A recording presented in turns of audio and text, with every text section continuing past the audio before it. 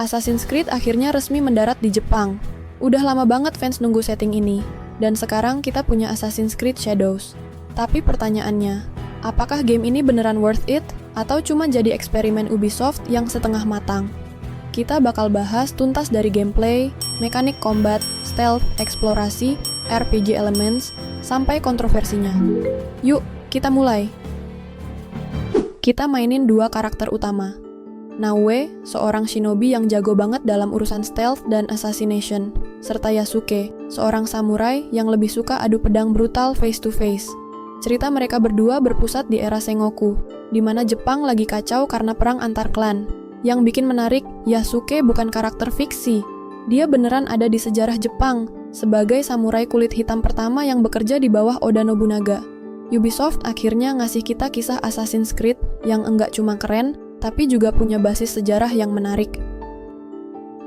Jujur aja, ini salah satu Assassin's Creed paling cakep secara visual. Jepang era feodal ditampilkan dengan detail gila-gilaan. Mulai dari kastil besar ala samurai, desa-desa kecil yang tenang, sampai hutan bambu yang bikin suasana stealth makin imersif.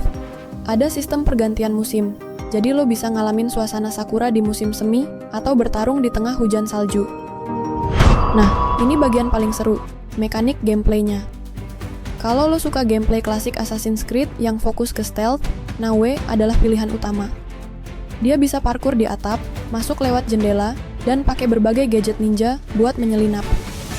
Salah satu fitur baru yang keren adalah bayangan dan cahaya berpengaruh besar. Kalau lo berdiri di tempat terang, musuh lebih gampang engeh, tapi kalau di area gelap, lo bisa ngilang seketika. Ada grappling hook buat naik ke tempat tinggi lebih cepat.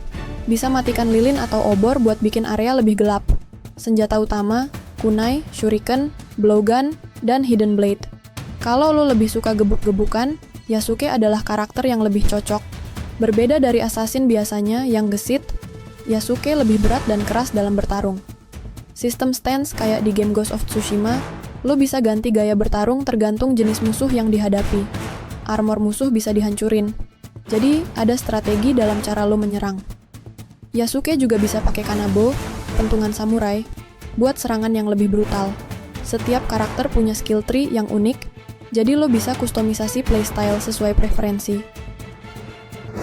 Dunia Jepang di Shadows luas banget, tapi kali ini Ubisoft nggak terlalu ngerusuh dengan ikon di map. Side quest lebih organik, jadi lo bisa nemuin misi secara natural tanpa harus terus mantengin checklist di peta. Ada sistem base building, di mana lo bisa bangun dan kustomisasi hideout lo sendiri. Gear system lebih simple, nggak sekompleks Odyssey atau Valhalla, tapi tetap ada elemen crafting dan upgrade senjata.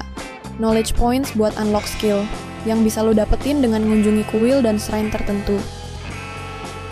Sebagus-bagusnya game ini, tetap ada kontroversi. Banyak yang protes soal pemilihan Yasuke sebagai karakter utama, karena nggak semua orang setuju dengan representasi sejarah yang dipakai Ubisoft. Lalu ada masalah gameplay yang masih terasa mirip dengan Assassin's Creed RPG era baru, yang mungkin nggak disukai oleh fans lama yang lebih pengen vibe stealth klasik. Tapi buat gue pribadi, Ubisoft berhasil nemuin keseimbangan antara old school dan modern gameplay di Shadows. Jadi, worth it nggak? Kalau lo suka game stealth dengan vibe Jepang yang keren, atau lo penggemar berat Assassin's Creed yang udah nunggu game ini bertahun-tahun, jawabannya, ya. Visual, 9/10, Jepang feodal yang indah banget. Story, 8/10, menarik meskipun klise. Combat and stealth, 9/10, kombinasi stealth dan action yang solid. Eksplorasi dan RPG, 8/10. Lebih ramping tapi tetap engaging. Kontroversi, 6/10, masih ada perdebatan soal sejarah dan gameplay. Akhir kata, Assassin's Creed Shadows adalah game yang akhirnya berhasil ngejembatani fans lama dan baru. Ubisoft mungkin nggak bisa bikin semua orang puas, tapi ini adalah salah satu entry terbaik di franchise Assassin's Creed.